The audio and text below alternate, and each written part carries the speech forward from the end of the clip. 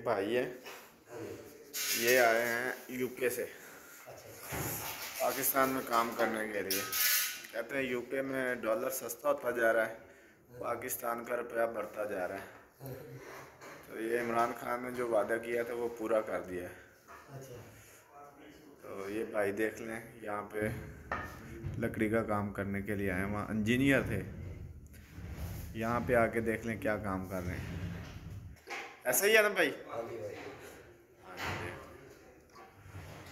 इनका नाम है जॉर्ज बुश।